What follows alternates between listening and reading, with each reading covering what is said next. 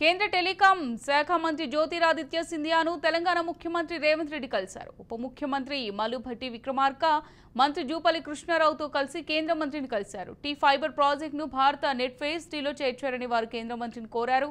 ఇందుకు సంబంధించి సమర్పించిన డిపిఆర్ను ఆమోదించాలని కోరారు. కేంద్ర మంత్రితో సీఎం ఉప ముఖ్యమంత్రి కాసేపు చర్చలు జరిపారు.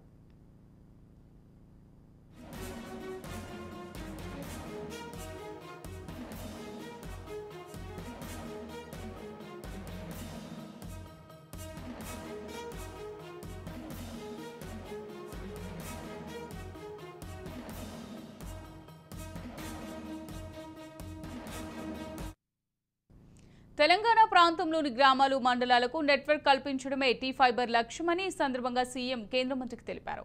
65,000 ప్రభుత్వ సంస్థలకు G2G, G2C సేవలు అందించడమే తమ లక్ష్యమన్నారు. గ్రామీణ ప్రాంతాల్లో 63 లక్షల ఇళ్లకు ఇంటర్నెట్ సౌకర్యం కల్పిస్తామని చెప్పారు.